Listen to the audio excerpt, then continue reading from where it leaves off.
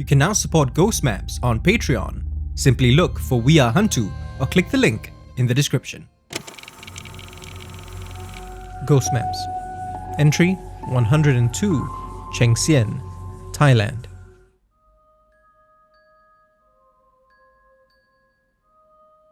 Tonight's interview is a little different. I'm not at a coffee shop.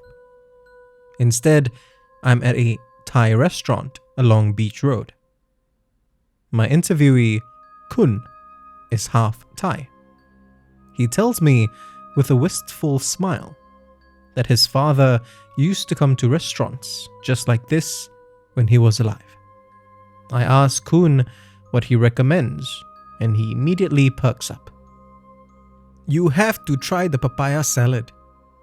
Kun's father, Pakon, moved to Singapore in the early 90s to work in construction. He met Kun's mother not long after, and a year later, they were married. And that's when I come in, he says, chuckling. Kun's father passed away a couple of years ago. He still misses him, of course. However, he takes comfort knowing that he has decades worth of wonderful memories with him. One of the most important memories, he tells me, is of his father sharing a ghost story from his village in Chiang Saen. As my papaya salad arrives, I fish out my recorder. Before I turn it on though, I make sure to enjoy several spoonfuls first. When I've had enough for now, I switch the recorder on, then ask Kun to start from the beginning.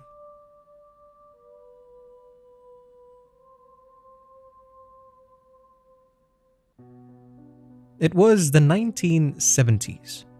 Pakon was 8 years old and lived an idyllic life in his village.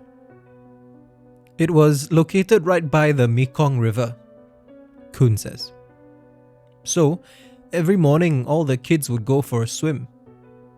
They would then spend hours chasing and catching smaller animals, while exploring vast fields and seemingly endless forests. Nowhere was off limits to Pakon and his friends, except the old monastery near the river.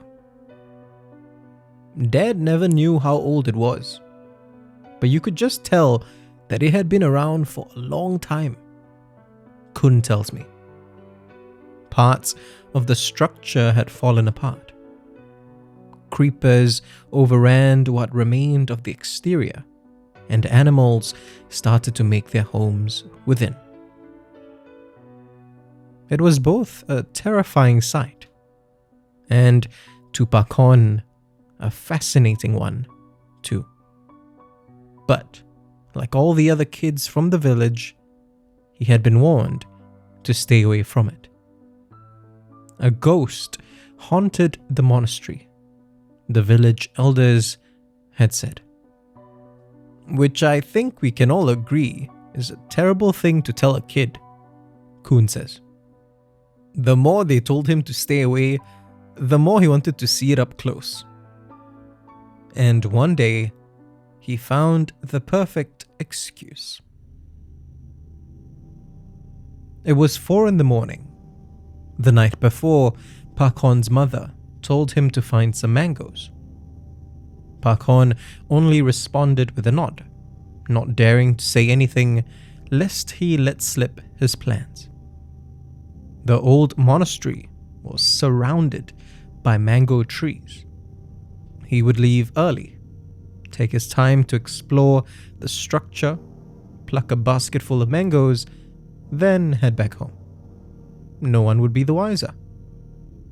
He made the trek in the darkness, so familiar with the area that he had explored for most of his then brief life.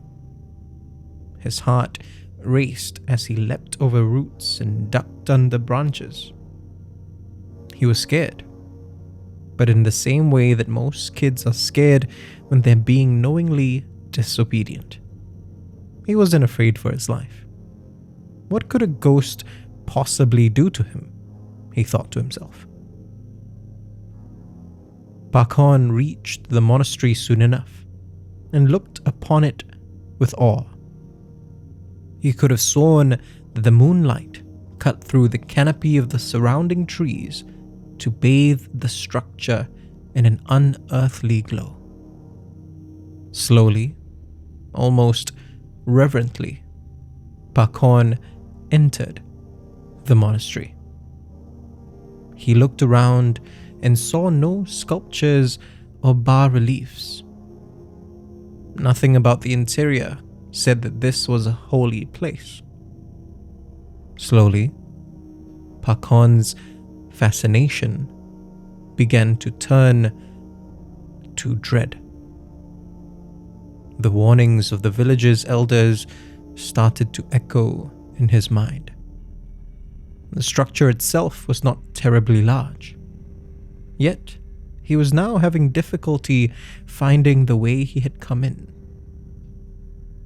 He turned around and suddenly saw a window that faced the Mekong River. He figured that was as good an exit as any, and scrambled up the wall and back out into the forest. As he fell onto the grassy ground, Pakhon looked up towards the river and saw her. A woman stood in the middle of the river's rushing waters, far from the shallow end where Pakhon and his friends would play. She was dressed in simple clothes and looked like she was in her early 20s. Her skin was light brown and her long black hair flowed down her back and into the water. She seemed to be bathed in the same glow as the monastery, and she was gesturing for Pakhon to join her. He stood up, absently dusted himself off, then sleepwalked towards the woman. He knew that he was heading towards his own doom, but couldn't stop himself. She seemed so alone. He had told Kun, his eyes, even years later, staring blankly into the distance. Pakhon said that he would have waded into the waters, deeper than he had ever gone, and been washed away. He was certain of it. But just as he started to wade into the Mekong, he heard a voice yell out for him, then another and another. He shook off his stupor and realized that it was his friends out looking for him. He looked around and realized that the sun was already rising and that the woman was now gone. Pakhon quickly rushed out of the river and ran towards the sound of his friends' voices, relief washing over him. But his troubles were not over yet. That evening, Pakhon came down with a dreadfully high fever. He tells me it got so bad that everyone in the village was worried he might not make it through the night, Kun says. His mother brought him to the nearest doctor, who kept him under observation for the night. When it looked like Pakhon was well enough to head back home, the doctor prescribed him some medication, but also advised his mother to seek alternative help. My grandmother knew what the doctor meant and immediately headed for a temple where several monks prayed over Dad, Kun says. Pakhon remained ill for a few more days, but eventually made a full recovery. When he did, he vowed never to go near the monastery again.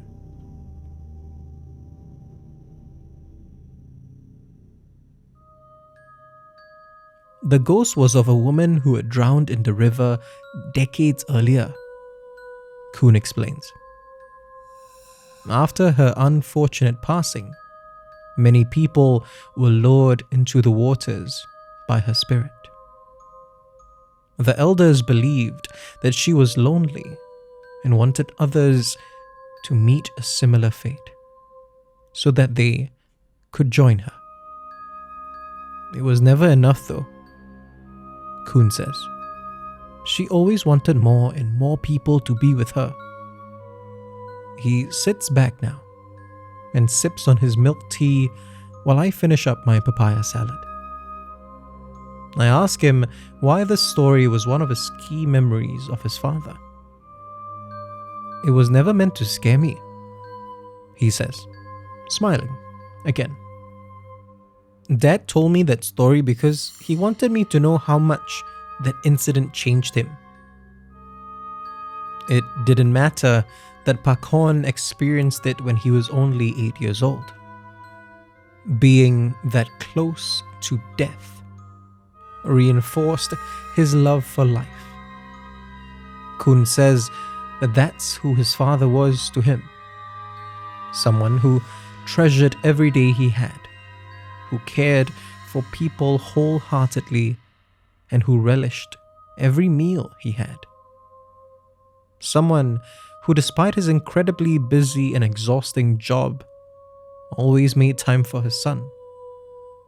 I smile and tell Kun that that's a lovely way to remember his father. Of course, he says. Dad wouldn't have wanted it any other way. If you want to discover more of Southeast Asia's other side, subscribe now and follow us on social media. You can also be one of our supporters on Patreon. Look for We Are HANTU or click the links in the description. Ghost Maps is a HANTU production, created by Kyle Ong and Wayne Ray, with art direction by Jolene Lim, and recorded on Audio Technica mics.